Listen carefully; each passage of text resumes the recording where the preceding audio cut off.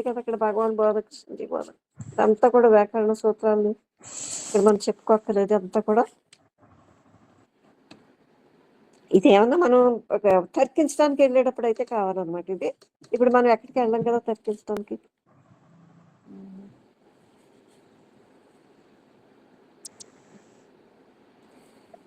తత్పదానికి చెప్పుకున్నాం ఇక్కడ.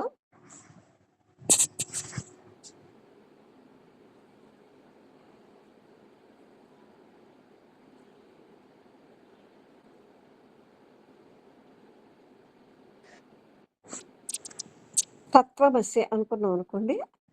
అంటే తత్వమసి అంటే ఆ బ్రహ్మము నీవే, ఆ బ్రహ్మము నీవే అని తెలుసుకోవాలి. ఓం తత్ సత్ అంటాం అనమాట. చూసారా, అది నేనే, నాకు వేరుగా ఇంకో ఓం లేదు.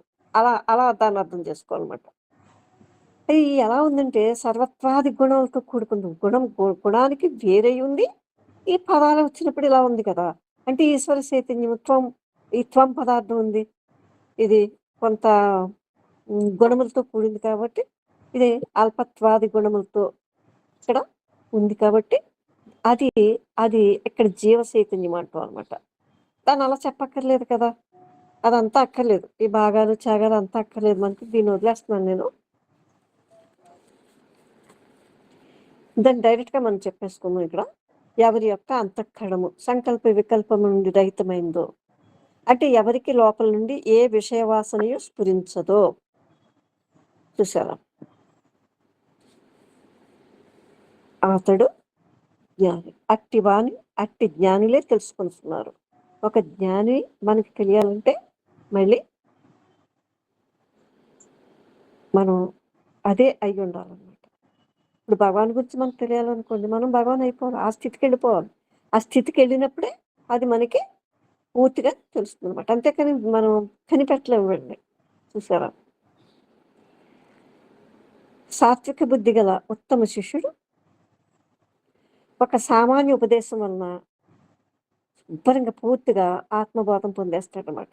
చూసారా, సత్వబుద్ధి ఉన్నప్పుడు మనకి మన దగ్గర సాత్విక స్థితి అంటే సహజ స్థితిలో ఏమంటారు దానికి, సమస్థితి, సరళ స్థితి అని సమస్థితి అని అంటాం. హెచ్చు తగ్గులు లేనటువంటి నిశ్చల స్థితి.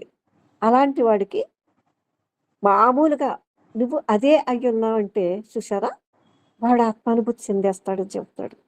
చూసారా, ఉత్తమ శిష్యుడైనట్లయితే వాడు సామాన్య ఉపదేశానికి నువ్వు అదే అయి ఉన్నావు అన్నప్పుడు పూర్తిగా అది అది పూర్తి అనుభూతి చెందుతాడు అనమాట, పొందుతున్నాడు అంటే కృతార్థుడు అవుతున్నాడు అనమాట.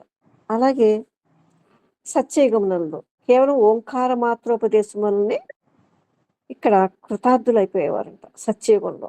ఓం ఆ ఓం 3 స్థితిలోనే నువ్వు ఉన్నావు అని చెప్పేసరికి వాళ్ళకి అర్థమైపోయింది. అకారు ఉకార మకారములు ఏవైతే ఉందో, స్థూల సూక్ష్మ కారణాలు ఏవైతే ఉన్నావో అదంతా కూడా నువ్వే, దీనికి వీటికి ఆధారం నువ్వే, విశ్వడు గాను తైజస్సుడు గాను ప్రాజ్ఞుడు గాను నువ్వే అన్నప్పుడు ఆ ఏకకాలంలోనే ఆ సత్యయుగంలో దాన్ని అవగాహన చేసేసుకునేవారంట.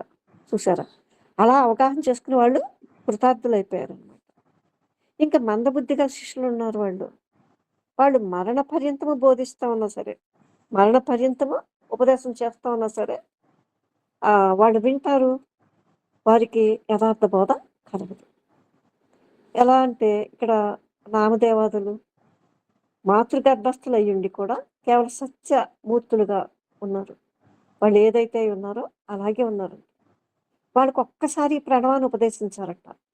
ఒక్కసారి ప్రణవోపదేశం మాత్రమే వాళ్ళు పూర్తి అదే తానైపోయారు.